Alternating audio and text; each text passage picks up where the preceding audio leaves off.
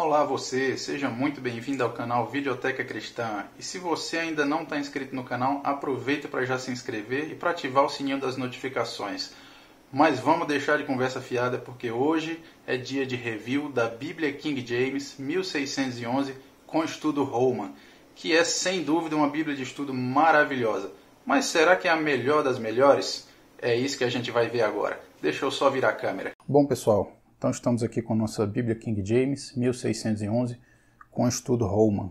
Essa é a produzida pela BV Books, não é a publicada pela CPAD, que tem um nome parecido. Ela chama Bíblia de Estudo Holman. Eu nunca abri essa Bíblia de Estudo Holman da CPAD, mas eu não gosto muito de comprar da CPAD pessoalmente, tá? Porque eles costumam retirar partes da obra, tá? Coisas com que eles não concordam da doutrina que tem ali, eles vão tirar. Então eu tenho receio que eles tenham cortado parte dos estudos Holman que tem na Bíblia.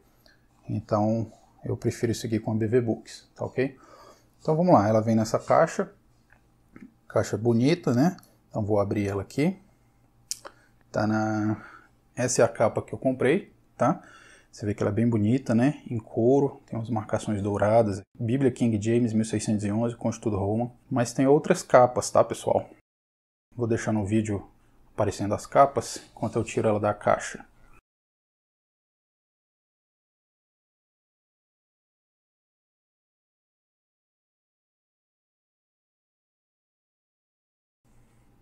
Bom, voltando aqui com ela. Então, pessoal, vocês estão vendo as outras capas, né? É um material bem durável, né? Em couro. Porém, tem essas capas que não tem a marcação dourada. Ela tem, na verdade, uma marcação de baixo relevo. Essas capas aí, elas vão durar mais, tá? Porque com o passar dos anos, esse dourado ele vai naturalmente saindo, tá? O preço dessa Bíblia, estou gravando esse review aqui já indo para o final de 2020, você encontra ela entre 150 200 reais, tá? Eu acredito que eu comprei a minha na faixa de 160 pela internet. É um preço caro? É, mas eu acredito que ao final do review vocês têm que concordar comigo que ela vale cada centavo, tá? Essa Bíblia, pessoal, ela tem mais de 2.000 páginas. Vou dar rapidamente uma folheada nela aqui para vocês. Olha só. Tá? Então você vê que é notas, né? Artigos de estudo.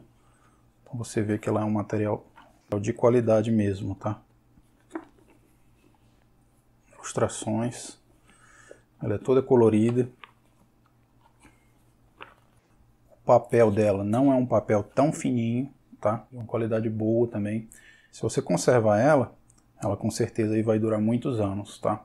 Para você que não tem noção de como é produzida uma Bíblia dessa, eu vou deixar um link na descrição do vídeo de um vídeo fascinante e curtinho, tá? Que mostra o processo de produção de Bíblias de alta qualidade. É feito por uma editora lá da Holanda, mas tem a legenda. Vale muito a pena assistir o vídeo. Então, pessoal, antes de começar o nosso review, falar um pouco sobre a editora BV Books, tá? Essa editora, pessoal, ela nasceu da BV Filmes, que é uma produtora de filmes cristãos no Brasil. Elas lançaram essa edição dessa Bíblia no final de 2008. Eu vou deixar na descrição do vídeo também um link para um PDF de amostra dessa Bíblia que contém as 120 primeiras páginas dela coloridas, tá? Para você dar uma olhada. Você consegue esse PDF também no site da BV Books, mas eu estou deixando aí no link para facilitar. E eu queria ressaltar também que esse é um review pessoal meu, não estou fazendo isso a pedido de editora ou livraria, então é um review totalmente honesto, tá? Antes da gente começar o review, segura aí que eu preciso explicar para vocês um pouco sobre essa tradução King James e também o que significa esse estudo Holman.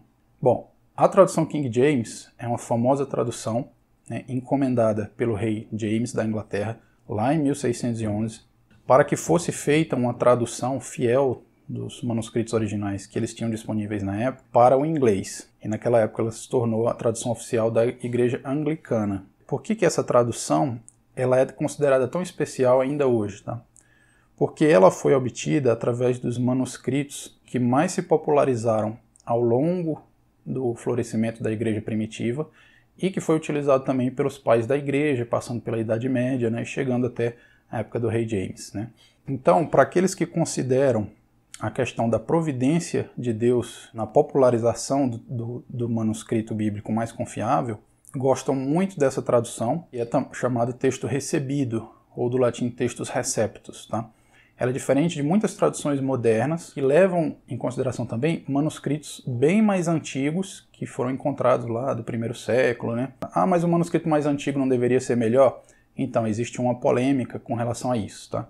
Se você não conhece essa discussão, eu vou deixar para você um link na descrição também, onde o pastor Augusto Nicodemos faz uma breve explanação sobre a diferença. Mas, de qualquer forma, a tradução King James original do inglês, ela obviamente está num inglês arcaico, né, e de leitura bem difícil. Porém, essa versão em português, ela é super fluida, tá? É super tranquilo de ler. Então, se você nunca leu essa versão King James em português, vale a pena comprar para conferir, tá? Se você já é fã do texto recebido, né, com certeza você vai apreciar ainda mais essa Bíblia. Muito bem, então deixa eu mostrar para vocês as primeiras folhas aqui. Bom, deixa eu mostrar essa folha aqui, até por uma questão de direitos autorais, tá? Então, olha só. Edição em língua portuguesa do texto da King James 1611, direitos autorais de 2015, pela BV Filmes Editora, né, que é a chamada BV Books. E aí aqui ele vai falar da questão do Estudos Holman, né? Quem que é Holman? Holman não é uma pessoa, tá? Que escreveu os comentários. É uma casa publicadora de Bíblias dos Estados Unidos, é a mais antiga lá dos Estados Unidos. Então aqui a gente vê, ó, Holman Study Bible de 2012, né? Do Holman Bible Publishers. Também Bible Study Notes, quer dizer, as notas de estudo bíblico, né? Da Holman CSB, da Holman Bible Publishers. CSB é uma tradução do texto bíblico na língua inglesa, tá? Chamada Christian Standard Bible, encomendada essa tradução pela editora Holman, ok? E essa Bíblia ela tem as notas de estudo da Holman também, tá? E finalmente aqui, Bíblia Sagrada, Bíblia King James 1611, 2015 pela BV Books. Deixa eu explicar melhor o que são essas notas de estudo Holman, tá? A editora Holman nos Estados Unidos, já há muito tempo, ela vem produzindo esse conjunto de notas de estudo bíblico, tá? Os comentários que tem na parte de baixo da página, artigos teológicos colocados no meio do texto bíblico para auxiliar o estudo, mapas, diagramas, etc, etc, etc. Tudo isso faz parte do estudo Holman, tá?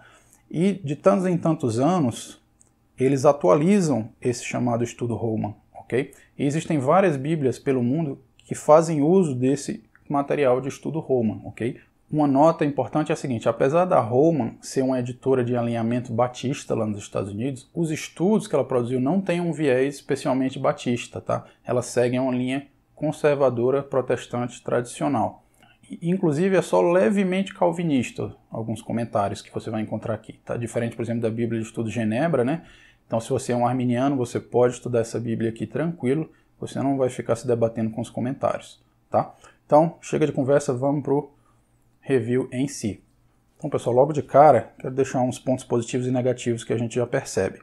Bom, primeiro as dimensões da Bíblia, tá?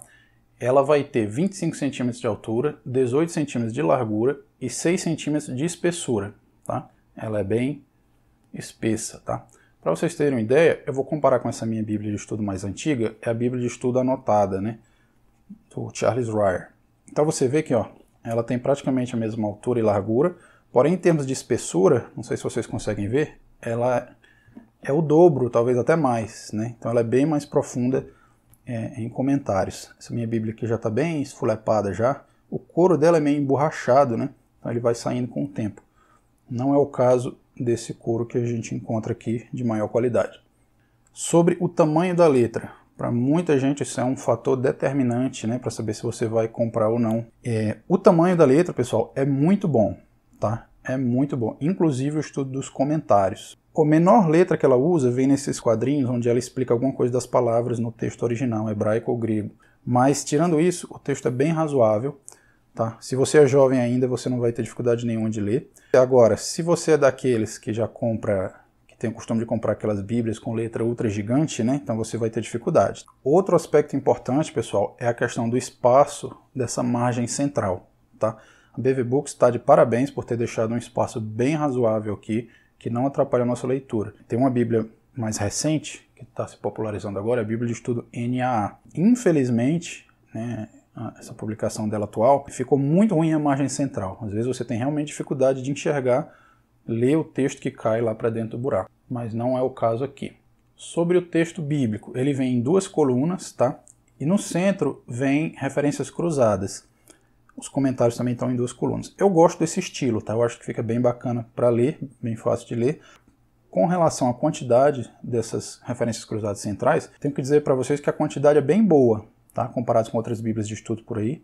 Deixa eu mostrar alguma página aqui para vocês. Você vê que a quantidade é bem razoável, tá? Claro que não chega, provavelmente, às referências da Bíblia Thompson, que é feita focando nas referências cruzadas, né? Para quem não sabe, pessoal, para que servem essas referências cruzadas, né? Você está lendo o texto bíblico, vamos dizer que você chega lá no verso 20, tá? Aí você olha aqui, ó, tem lá, 36, 20. Aí fala Isaías e Romanos, né? 2 passagens. Esses textos, eles têm alguma relação com esse, tá? Então você pode ir lá e aprofundar o seu estudo sobre esse trecho, tá? Uma outra coisa super importante, tá, pessoal, é que essa é uma Bíblia colorida de verdade, tá? Muitas Bíblias aí, elas trabalham mapas e coisas desse tipo com tons de cinza ou colocam as 2 cores. Por exemplo, a NAA, ela coloca tons de cinza, Bíblia de Estudo NAA, que eu mencionei antes, né? Ela coloca tons de cinza e tons de laranja, né? Majoritariamente. Então, às vezes, fica bem difícil de você entender um mapa, o contraste fica ruim, tá? Mas você vê aqui que ele coloca fotos, né? Então, olha só, um mapa, você vê que ele é totalmente colorido, fica joia de dar uma estudada nele. Uma outra coisa interessante é que os números dos capítulos e dos versículos estão em azul, tá? Um tom bonito de azul e ajuda a contrastar com o texto, né? Então facilita a leitura. Outra coisa que muita gente gosta é que no Novo Testamento, quando a gente encontra as palavras de Jesus, elas estão em vermelho, tá? Então, por exemplo, em João. Vocês conseguem enxergar no vídeo aí? Não sei se o contraste está muito bom. Então aqui, ó, são palavras de Jesus. Elas estão em vermelho, tá? Isso é bacana também. Com relação à transparência da folha, né? A menos que você esteja procurando achar uma questão de contraste na transparência, né? Você não vai ter problema com isso normalmente, né? Não é uma coisa que te atrapalha. Na minha visão, tá ok. Tem outra coisa que é o seguinte, algumas pessoas vão gostar, outras não tanto. A página, eu não sei se vocês conseguem enxergar, ela é levemente amarelada.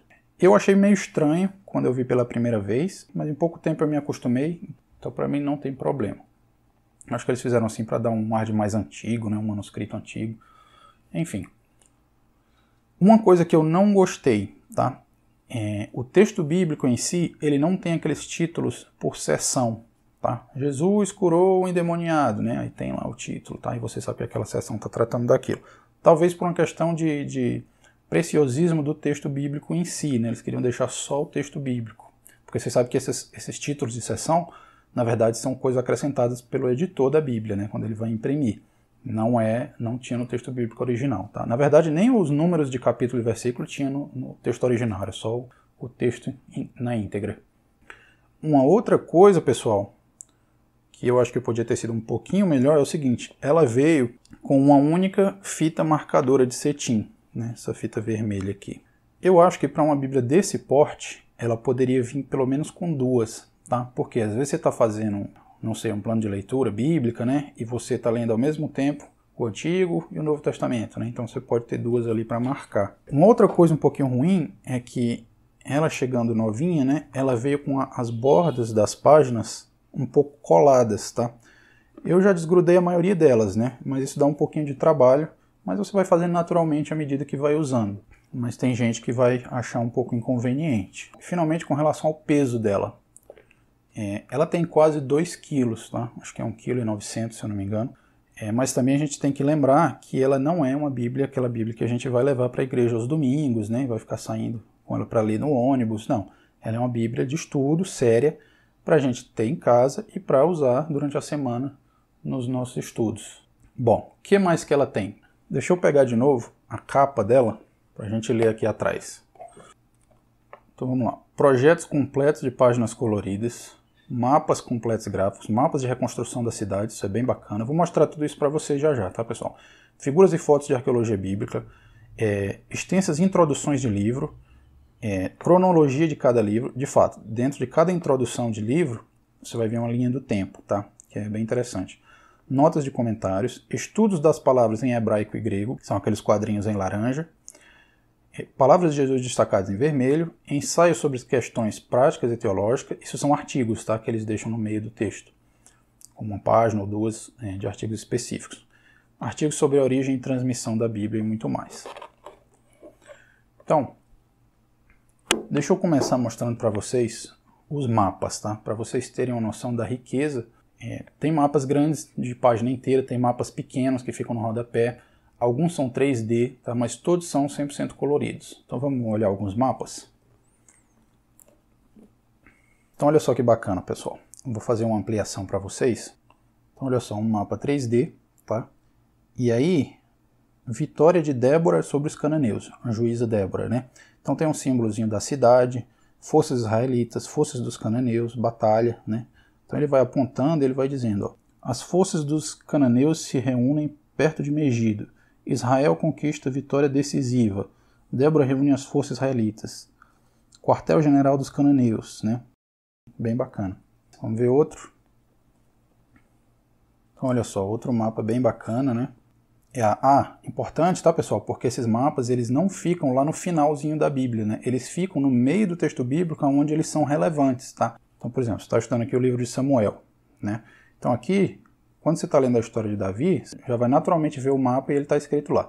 Davi foge de Saul, né? Então, cidade, Odisseia de Davi, possível rota para Moabe, ataque dos filisteus, tarará. Então aqui, ó, vai dizendo, essa cidade aqui, Davi se casa com Abigail.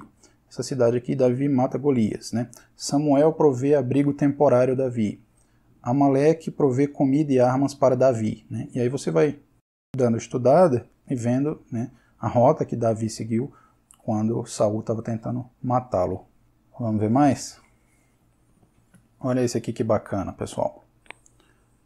Reino de Davi e Salomão, tá? Então, esse roxo menorzinho, ó, reino de Saul. Esse verde, território conquistado por Davi. E esse marrom aqui, né, área de influência de Salomão, que inclui essa parte aqui, tá? Então, num único mapa, a gente vê o crescimento da influência dos reinos de Saul, Davi e Salomão, né? Muito bacana também. O que mais? Vamos para o Novo Testamento? Então, olha isso que bacana, pessoal. É um mapa 3D, né, do ministério de Jesus nos arredores do Mar da Galileia. Então tem esse ícone aqui de cidade e das estradas também. Consegue ver, ó, estradas aqui, né? Tá? E os ícones das cidades. Então, casa de Maria Madalena. Tá aqui apontando, tá? Olha que bacana. Isso aqui é o Mar da Galileia, né? Acho que é chamado também de Lago de Tiberíades.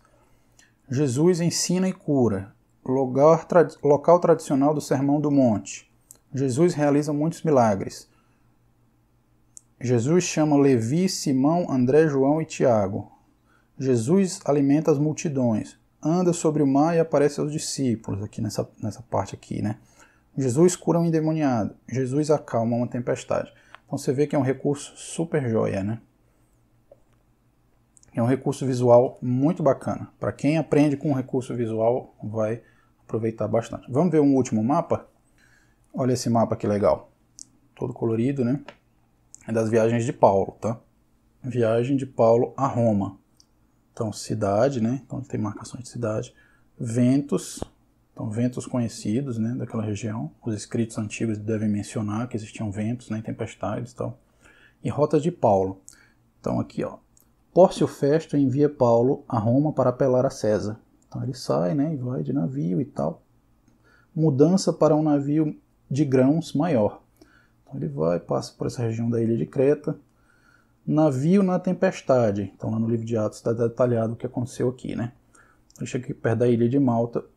O navio bate em um recife e toda a tripulação nada para a margem. Tá? Então, e aí depois ele segue até chegar em Roma. Então, auxílios que ajudam bastante, né? Bem, agora que nós já vimos os mapas, vamos dar uma olhada nas tabelas, são bem interessantes também. Então, olha, por exemplo, essa tabela aqui. Vou tentar ampliar para vocês. Sistema sacrificial.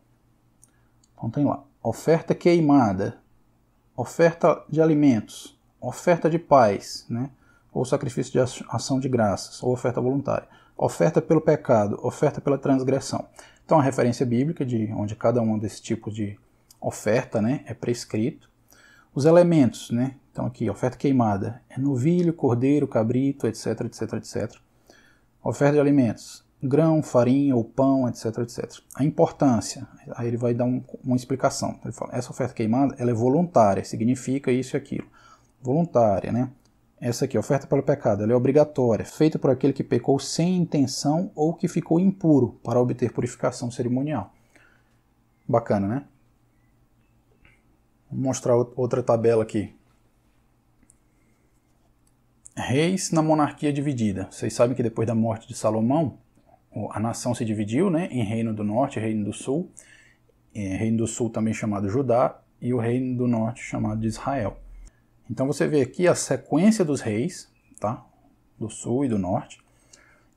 E muito interessante eu achei, ele coloca duas possíveis datas para o período em que aquele rei reinou, tá? Então ele está seguindo aqui duas possíveis referências que ele diz aqui. São livros, né, de especialistas nessa questão da cronologia, provavelmente. Então ele vai dizer, ó, J. Bright, ele diz que o rei Roboão reinou de 922 a 915 a.C., né? Já esse outro livro vai dizer que foi de 924 a 907, tá? Achei muito interessante essa tabela aqui para estudo. Estão gostando, né? Vamos ver uma no Novo Testamento? Olha essa, pessoal. Essa eu achei fantástica. Deixa eu ampliar aqui para vocês enxergarem. Os apóstolos e sua história. Então aqui ele vai trazer o nome do apóstolo, sobrenome ou apelido, o nome dos pais, a cidade onde ele morava inicialmente, depois, a profissão original dele, os escritos dele, por exemplo, começa aqui com Simão Pedro, né? Então escritos, 1 Pedro e 2 Pedro. Aí fala o ministério dele, ó, Pedro provavelmente ministrou as províncias do Ponto, Galácia, Capadócia, Ásia, talvez Corinto e por último Roma. Tá? E aí fala da morte, tá? Segundo a tradição confirmada por Tertuliano e Orígenes, que foram pais da igreja, Pedro foi crucificado de cabeça para baixo em Roma. Ele provavelmente morreu entre 64 e 68 da era cristã. E aí tem para todos os apóstolos, tá? Eu achei muito interessante essa tabela. Eu quero mostrar para vocês uma coisa bem interessante também, tá, pessoal? Que são diagramas de linhagens de famílias, tá? Olha que bacana essa daqui. Vou tentar ampliar para vocês. Família de Abraão. Então começa com Terá, que é o pai de Abraão, né? Então os homens são representados com essa pirâmidezinha laranja e as mulheres com essa bolinha azul. Então Terá gerou Abraão, tá? Abraão, ó, casado originalmente com Sara, né? Porém, se eu bem lembro da história, depois da morte de Sara, ele casou com Quetura, tá? E, então ele teve filhos com elas, tá? Que estão aqui. Ele também teve filho com a serva de Sara, a pedido de Sara, né? Se vocês lembram a história, que deu à luz a Ismael. Mas o filho da promessa, na verdade, foi Isaac, né? O filho legítimo de Abraão e Sara. E aí, ó, ele casa com Rebeca, e de Rebeca nasce Esaú e Jacó, né? Jacó também chamado Israel. Israel, se vocês lembram da história, teve a confusão lá, ele se casou com Lia e Raquel, né? Ele também teve filhos com duas concubinas, Bila e Zilpa, e aí ele teve esses 12 filhos, homens, e teve uma filha chamada Diná também, né? E daqui nós temos a origem das 12 tribos de Israel. Muito bacana, né? Vou mostrar outro para vocês. Olha que bacana esse aqui, pessoal. Família de Davi. Então, Boaz, casado com Ruth, gera um Obed, que gera Jessé, e tem esse monte de filho, né? Um deles é o Davi, chamado aqui 7º filho. Davi, então, como vocês sabem ao longo da vida dele, teve várias esposas e concubinas, né? Estão nascendo vários filhos. Daqui a gente vê, por exemplo, Absalão, tá? Mas foi através de Batseba que nasceu Salomão, é isso? E aí eles colocam aqui, ó, o descendente de Salomão, Jesus Cristo, tá? Então daqui a gente vê, né, a ascendência de Cristo passando por Salomão e Davi, muito bacana, né? Bom, pessoal, eu quero mostrar para vocês agora fotos, tá? Que normalmente ressaltam aí aspectos da geografia ou da arqueologia. Bem bacana também. Então olha essa foto aqui, por exemplo. Acho que a gente até já mostrou ela antes, né? Tem uma planície aqui, né? Um campo. E lá ao fundo tem um monte, ó. Tá vendo? Então tá escrito aqui, Monte Gilboa, onde Saul e seus filhos Jonatas, Abinadab, Malquissua morreram nas mãos dos filisteus. Então é bem bacana. Obviamente que isso está junto ao texto bíblico relevante, né, quando aconteceu essa batalha e Saul morreu junto com os filhos dele. Vamos ver outra? Aqui está no livro de Neemias, né?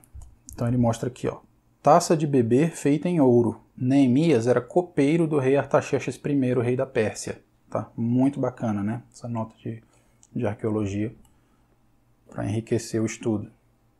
Vamos ver no Novo Testamento? Ah, essa daqui é muito bacana também. Apesar de que ela está pequenininha, né? Vou ampliar para vocês. Então, olha só. Dá a impressão de ser um jardim, né? Com árvores e tal. E de fato é o jardim do Getsemane, tá? Então vai lá. Situado ao lado do Vale do Cedron, no declive oeste do Monte das Oliveiras, o Getsemane era o ponto de encontro costumeiro de Jesus e seus discípulos, João 18:2. Getsemane significa prensa de oliva, conforme Marcos e tal tem referência. Muito joia, né, pessoal? Querem ver mais uma? Vou mostrar para vocês. Então tem essa foto, né, que é um buraco no formato de uma cruz. E está escrito assim, Antigo Batistério Bizantino em Avidat, Israel, mostrando a importância que a igreja primitiva dava ao batismo. E aí ele cita Romanos 6, né? Muito joia, né, pessoal? Um batistério primitivo. Bom, pessoal, além das fotos, existem ilustrações especiais que são muito interessantes, tá? Vou mostrar umas para vocês. Então olha só essa ilustração aqui, né? É uma arte, né, que eles põem. Reconstrução do tabernáculo e seu pátio, né, que seria Êxodo 26, 1 a 35. O tabernáculo era sempre montado com a frente voltada para o leste, portanto, essa visão é desde o nordeste. Você vê a queimada aqui de sacrifícios e aqui é o fundo do tabernáculo, né? Vamos ver outra? Olha que bacana essa daqui. Representação artística das vestes do sumo sacerdote. E aí vai explicando, né? Turbante ou mitra, conforme Êxodo 28, taranã. Cinturão, né? No peitoral, 12 pedras preciosas, cada uma gravada com o nome de uma das 12 tribos de Israel. Muito legal, né, pessoal? Vamos ver outro. Esse aqui é bacana também, ó. Então ele mostra aqui, Templo de Salomão, uma visão externa, né? Olha o tamanho do sacerdote aqui. E também a visão interna, tá? Templo de Salomão, visão interna. Então o sacerdote aqui queimando incenso, né? E você vê quão grandioso que era o templo, né? Ah, tem uma coisa legal também, deixa eu mostrar para vocês aqui.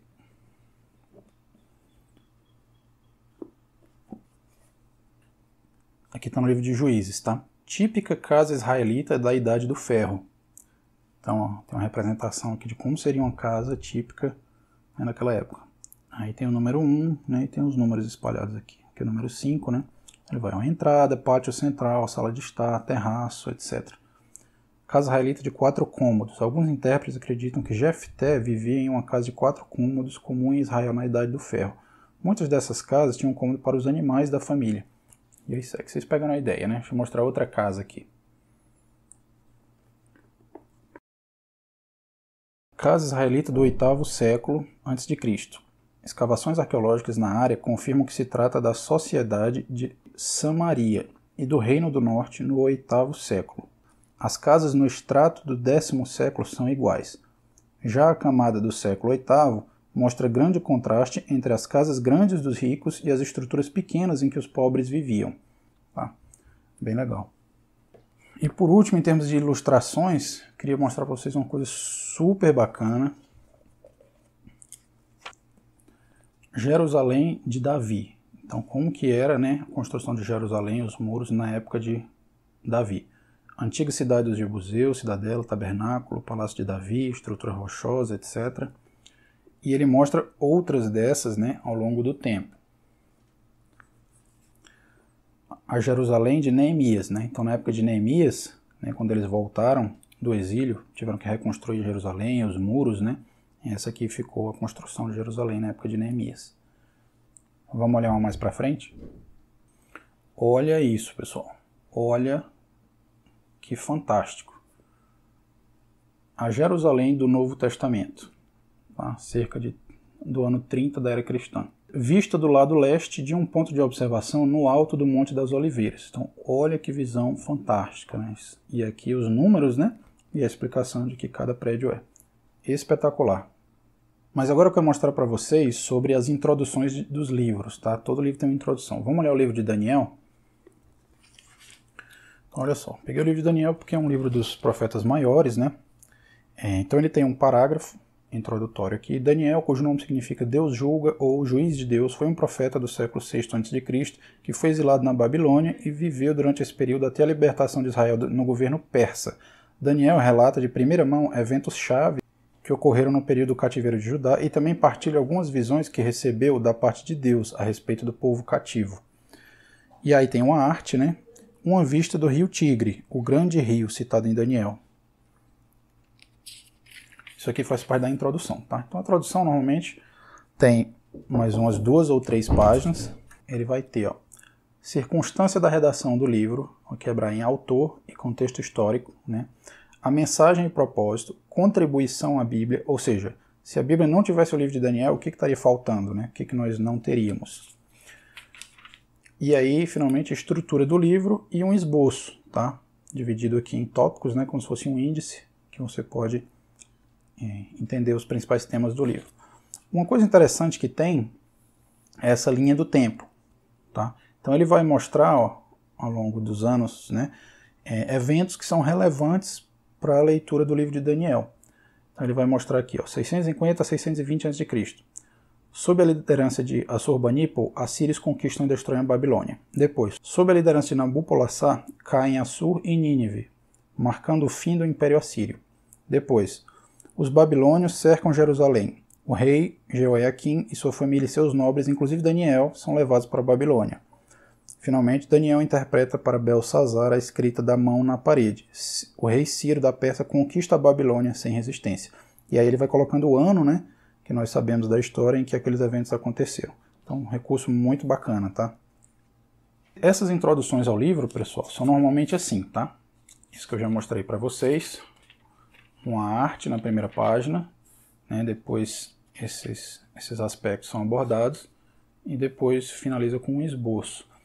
Essa introdução, elas são boas, elas não são muito exaustivas, tá? Se você pegar, por exemplo, a Bíblia de Estudo NAA, que eu mencionei antes, ela vai ter mais material de introdução a cada livro. Mas o que você tem aqui nessa Bíblia não é ruim não, tá? É um material já de bom tamanho. Bom, eu quero mostrar para vocês também alguns dos artigos que a gente encontra nessa Bíblia, tá? Então deixa eu mostrar um exemplo de um artigo. Esse aqui é um dos maiores, tá? Que tem. Então, como ler e estudar a Bíblia. Esse aqui é um tema prático, mas a maioria são temas teológicos, ok? Então isso aqui foi escrito por George Guthrie. Eu vou já explicar quem são esses autores. Então olha só, a Bíblia é singular entre os livros do mundo, né? A sua data de publicação tem centenas de anos. Entretanto, e aí ela vai explicando, por que gastar tempo na Bíblia? Comece com o coração. Motivações. 12 sugestões práticas para ler apropriadamente. Aqui ele quebra então a Bíblia, a história da Bíblia inteira em 3 atos, né? Ato 1, plano de Deus para todos os povos, que é até o capítulo 11 de Gênesis. Ato 2, o povo de Deus do pacto, ele chama de aliança, ele chama de pacto, tá? O povo de Deus da aliança, que vai de Gênesis 12 até o final do Antigo Testamento, né? Falando da nação de Israel. E ato 3, o povo de Deus do novo pacto, ou da nova aliança, que é o Novo Testamento, tá? Então, como vocês veem, esse artigo é bem longo, né? Então ele vai explicando, que aprofundando os fundamentos do estudo bíblico, né? Etapas. Faça as malas, leia os mapas, leia os sinais de trânsito, aprenda a falar como um nativo e no fim volte para casa. Então ele narra como se fosse uma viagem, né? O nosso estudo da Bíblia. Então bem interessante, bem prático também e bem completo. Ele vai acabar só aqui, ó. Tá? Aqui já é outro artigo, tá, pessoal? Esses grandes, eles estão no iniciozinho da Bíblia, antes de Gênesis, tá? Então, olha só. A origem, transmissão e canonização dos livros do Antigo Testamento, tá? De Jeremy Royal Howard. Eu quero mostrar para vocês quem são esses autores desses artigos, tá? Lá no comecinho da Bíblia, ele vai ter como se fosse um índice, né, desses artigos, tá? Então, colaboradores dos artigos. Então, aquele que a gente viu, como ler e estudar a Bíblia, né? Do George Guthrie. Ele é da Universidade Union e ele é doutor pelo Seminário Teológico Batista do Sudoeste, não é isso? Aquele outro que a gente leu do Jeremy Howard, também doutor pelo Seminário Teológico Batista do Sul. Tá? E aí tem vários, né, desses artigos, todos escritos por doutores em teologia. Uns são mais práticos, outros são mais teológicos, tá? Por exemplo, a Bíblia e as mulheres, a igreja missional ou missionária, né? Oportunidades e desafio das missões globais. Então tem todo esse material em termos de artigos espalhados pelo meio da Bíblia. Eu senti falta, tá, pessoal, para ser bem sincero com vocês, de uns artigos desses no início de cada testamento, tá? Trazendo assim uma nota sobre teologia bíblica mesmo, né? Então, por exemplo, antes de Gênesis teria um ali falando sobre o Antigo Testamento como um todo, né? Como que ele aponta para Jesus que viria no Novo Testamento, né? Bem como no Novo Testamento, seria interessante que tivesse ali um artigo falando assim, né? Como que o Novo Testamento se fundamenta no Antigo, né? E o que mais que ele revela. Isso aí eu acho que eles poderiam ter colocado. Bom, pessoal, agora eu queria mostrar para vocês sobre esses quadrinhos, né? Que explicam alguma palavra-chave do texto original. Então vamos pegar essa palavra aqui, por exemplo. Vou ampliar porque o texto é pequeno. Mikdash, né? Pronúncia hebraica. Mikdash, acho que é assim que pronuncia. Tradução, santuário. Quantas vezes aparece no livro de Ezequiel, que é esse livro que está aqui?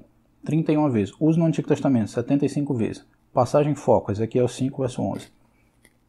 Ele vai explicar. Mikdash, de Kadash, significa ser santo, é um substantivo que designa alguma coisa ou algum lugar como santo ou consagrado. Em geral, Mikdash significa santuário e se refere ao tabernáculo, Êxodo 25:8, ou ao templo de Israel, Isaías 63. Às vezes, o plural de Mikdash denota as várias partes do templo, seus santuários, e a passagem segue. Mas vocês já entenderam, né, qual que é o propósito desses quadrinhos em laranja. Querem ver um do Novo Testamento? Vamos lá. Pronúncia grega, metanoeu. Tradução, arrepender-se. Quantas vezes aparece em Lucas? 9. Quantas vezes no Novo Testamento? 34. Passagem foco, Lucas 15, 7. O verbo grego arrepender-se, metanoel, e o substantivo arrependimento, metanoia, denotam uma mudança de mente. Meta, que significa depois, ou mudar, e nous, que significa mente. Mais do que uma simples mudança intelectual de mente, esses termos se referem a uma mudança na maneira de pensar, trazendo novas crenças e uma alteração no rumo da vida da pessoa. O verbo pisteuo, que significa crer, é bem mais comum que metanoeu, mas ambos se referem a conceitos fundamentais para a salvação. E cita passagens. Arrepender-se e crer são dois lados da mesma moeda. Arrepender-se significa dar as costas, né, ao pecado e à incredulidade, e crer significa colocar a confiança em Cristo. Portanto, os dois termos estão sempre juntos. Quando um é citado, o outro está implícito. Bacana, né? Bom, pessoal, sobre as notas de estudo bíblico em si, tá? Quem foi que escreveu essas notas? Deixa eu mostrar para vocês. No início da Bíblia, ele vai ter a lista dos contribuidores, tá? Bom, vale lembrar que o estudo Holman, né, como um todo, ele teve por editor-geral Edwin Bloom, que foi editor, né, daquela Bíblia Holman CSB, que eu mencionei no começo, a Christian Standard Bible. E o cara tem 2 doutorados em teologia, olha que curioso, né? Um do Seminário Teológico de Dallas e outro da Universidade de Basel, que eu acredito seja na Suíça. Teve como editor-geral também o Jeremy Howard, né, que tem doutorado em teologia pelo Seminário Teológico Batista do Sul. E aí tem 3 editores associados também, tá? Todos doutores. Mas muito bem. Eles editaram essas notas de estudo, que na verdade foram contribuições de um corpo bem maior de teólogos, tá? Como vocês podem ver aqui. Então, em Gênesis, quem foi o cara que escreveu os comentários de Gênesis? Foi o Robert Bergen, do Hannibal, quase que era Hannibal Lecter College, né? Hannibal Lagrange College. Doutor também em teologia pelo Seminário Teológico Batista do Sudeste, tá? E excepcionalmente. Então todo mundo aqui provavelmente doutor em teologia, né? E aí como provavelmente foi feito isso, pessoal? Cada livro, eles convidavam, né? Vamos dizer aqui, o livro de Daniel, eles convidam um professor de teologia, né? que é especialista naquele livro, tá? Por isso que os comentários dessa Bíblia conseguem ser tão profundos, tá ok? Então, ó, a lista é grande, né? Todos os livros aqui do Novo Testamento, quem foi que fez os comentários dele. Vamos dar uma olhada nos comentários em si? Vou pegar uma passagem bem controversa aqui, tá, pessoal? Para a gente ter uma noção da profundidade do comentário em passagens controversas. Olha que legal, uma arte da Arca de Noé. Mas o que eu queria mostrar para vocês aqui é o texto de Gênesis 6. E aconteceu que, quando os homens começaram a se multiplicar sobre a face da terra, e filhas lhes nasceram, os filhos de Deus viram que as filhas dos homens eram belas, e tomaram para si esposas de todas que escolheram. E o Senhor disse: Meu espírito não contenderá ou não viverá sempre com o homem, pois ele também é carne. Porém, seus dias serão 120 anos. Havia gigantes na terra naqueles dias, e também depois disso, quando os filhos de Deus entraram às filhas dos homens, e elas lhes geraram filhos. Estes se tornaram homens poderosos que eram na antiguidade homens de renome. Então, pessoal, para quem não conhece essa passagem, ele é um texto muito discutido aí na teologia, muito polêmico, tá? O que ele significa. Então, eu fiquei feliz de ver aqui na Bíblia, porque os comentários parecem realmente se aprofundar na discussão, tá? Eu não li, tá, pessoal? Não posso dizer para vocês se eu concordo ou discordo, mas o fato é que os comentários têm aqui, ó. Primeiro ele comenta o trecho como um todo, Gênesis 6, de 1 a 4, tá?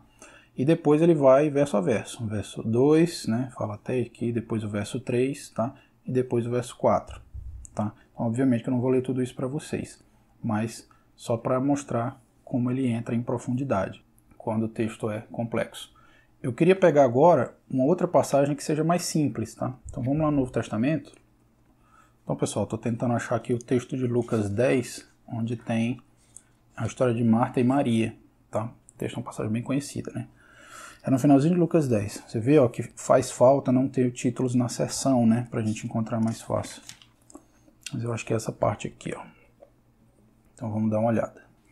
Começa aqui no 38. Ora, aconteceu que, indo eles, entraram em uma aldeia, e uma certa mulher, por nome Marta, o recebeu em sua casa. E ela tinha uma irmã chamada Maria, a qual, assentando-se também aos pés de Jesus, ouvia a sua palavra. Marta, porém, estava atarefada com muito serviço, e vindo até ele, disse: Senhor, não te importas que a minha irmã me deixe servir sozinha? Ordena, portanto, que ela me ajude. E Jesus, respondendo, lhe disse: Marta, Marta, tu estás preocupada e perturbada com muitas coisas, mas uma coisa só é necessária. E Maria escolheu a boa parte, a qual não lhe será tomada. Então, uma passagem bem conhecida. Não é uma passagem de grande profundidade teológica, nem uma passagem polêmica, tá? Mas é uma passagem de onde poderia ser tirada bastante aplicação pessoal. Então vamos ver o que a gente encontra aqui nos comentários. Esta aldeia, mencionada no início lá da passagem, era Betânia, no Monte das Oliveiras, 3 quilômetros a leste de Jerusalém. Bem interessante essa observação. Marta e Maria eram irmãs de Lázaro, a quem Jesus ressuscitara dentre os mortos, João 11. Assentando-se aos pés de Jesus, ouvia, que foi o que Maria fez, né? Era a postura de um discípulo comprometido. Maria estava atarefada e se distraiu daquilo que deveria ter sido sua prioridade número 1, aprender de Jesus. Ela estava cuidadosa e perturbada com os afazeres domésticos que precisavam ser feitos, e irritada com sua irmã Maria, porque em uma situação como aquela, o papel da mulher era servir os homens, né? Então é uma explicação do contexto daquela época, que é importante ressaltar, né? É relevante a passagem. Então isso irritou Marta. Jesus indicou que o foco exclusivo de Marta deveria ser o mesmo de sua irmã, o discipulado, ou seja, pensar em ser um discípulo, né? Uma opção eternamente louvável, que Jesus falou, a qual não lhe será tomada, de Maria, né? Então vocês veem, pessoal, ele fala um pouco, né, da questão de aplicação, mas não muito, né? Então a gente vê que o foco desses estudos aqui, comentários, não é aplicação pessoal. Existem bíblias voltadas para aplicação pessoal, tá?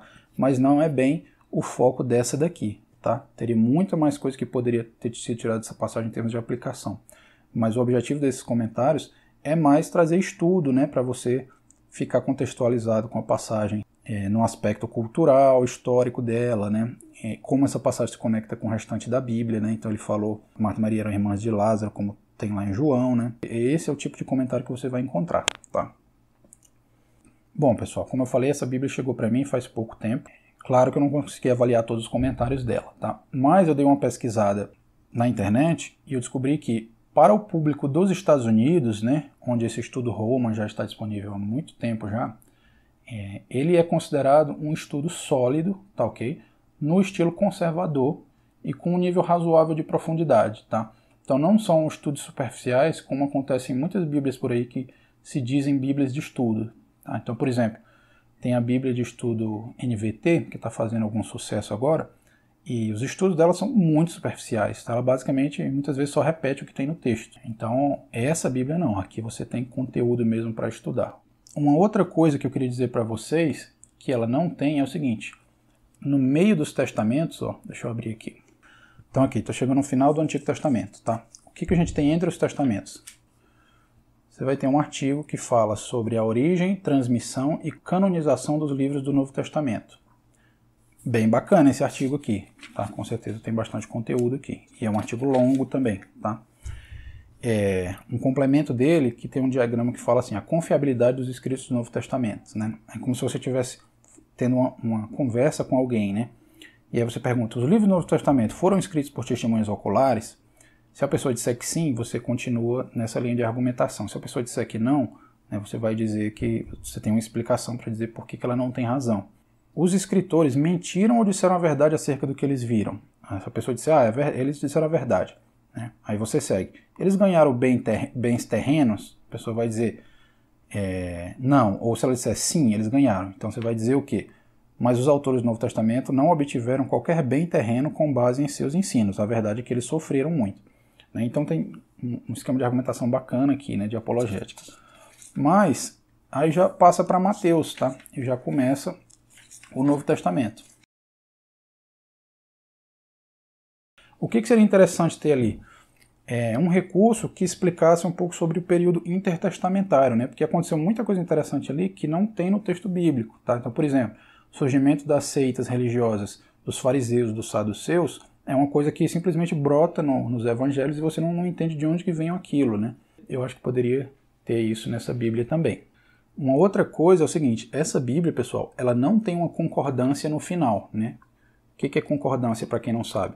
Concordância é assim, por exemplo, eu penso numa palavra de relevância bíblica, vamos dizer, pecado. Aí eu iria na concordância e tem lá, pecado. Aí ele vai listar todas as passagens da Bíblia que usa a palavra pecado, entendeu? Santidade, todas as palavras bíblicas que tem santidade. Essa Bíblia não tem esse recurso, tá? Ela simplesmente acaba aqui Apocalipse e acabou, tá? Mas convenhamos, né, pessoal? Essa Bíblia já tem muito recurso que você não encontra em outras Bíblias de estudo e se a gente fosse adicionar muito mais coisa, ia ficar bem mais grossa, né? Ia ficar inviável. Então, finalmente, pessoal, a minha avaliação sincera. Se você considerar tudo isso, tá? Não só o conteúdo, seja o texto bíblico, claro, mas os auxílios, né? O chamado estudo Holman. Se você considerar tudo isso e considerar também a qualidade do material, do papel, as ilustrações totalmente coloridas, né? Se você considerar a qualidade da produção editorial, na minha visão, essa é a melhor Bíblia de estudo que nós temos disponível na língua portuguesa aqui do Brasil hoje, tá? Então estou gravando isso aqui já caminhando para o final de 2020. Se você for olhar no mercado dos Estados Unidos, por exemplo, existem Bíblias espetaculares que vão superar essa daqui, tá? Eu tenho até vontade de trazer algumas dessas Bíblias aqui no canal. Mas no Brasil você pode comprar sem medo essa Bíblia aqui, porque ela é realmente espetacular. Eu acredito que a principal concorrente dela hoje seja a Bíblia de Estudo NAA, que foi lançada recentemente. Por quê? Porque a NAA ela é mais rica em termos de estudo bíblico, os comentários, tá? Porém, não ficou muito boa em termos de qualidade de produção editorial, tá? Eu pretendo trazer um review dela no canal também. Mas, por exemplo, a letra dela é pequena, tá? Principalmente a dos comentários. Então acho que muita gente aí já mais madura vai ter dificuldade de ler. O espaço de margem que tem no centro, né, entre as páginas, ficou muito ruim, pessoal. Frequentemente você tem dificuldade de ler o texto porque ele cai lá no buraco. Mas ainda assim é uma ótima Bíblia de estudo. Porém, na minha opinião, essa aqui supera ela. Muito bem, pessoal. Se você ainda não percebeu, eu preciso ressaltar que esse vídeo deu muito trabalho para mim, tá? Não só a gravação do review em si, mas todo o processo de edição. Então, se você gostou, por favor, deixa aquele like, compartilha com seu amigo, a sua amiga que gosta de estudar a Bíblia. E claro, se você concorda com a minha avaliação da BKJ 1611 com estudo Holman, considere comprar, porque vale muito a pena mesmo, tá? Eu vou deixar na descrição do vídeo, como último item, um link para você comprar essa Bíblia. Se você comprar por esse link, você vai estar ajudando o canal sem ter que pagar nenhum centavo a mais pelo produto. Tá? Agora, se ela ainda está cara para você, não vai se endividar. Junta um pouquinho todo mês para não ficar pesado. Ah, você quer saber uma dica legal? Se você acha que os estudos da sua igreja estão meio fraquinhos, superficiais, então junta uma galerinha, faz uma vaquinha para presentear o seu professor de escola bíblica. Tenho certeza que ele vai poder absorver muito material dessa Bíblia. E finalmente, deixe nos comentários aí a sua opinião. Se você já tem essa Bíblia, o que você acha dela? Se ela vale o preço? Se você ainda não tem, até quanto você estaria disposto a pagar por ela? E por fim, se você me assistiu até aqui, muito obrigado pela consideração e até o próximo vídeo.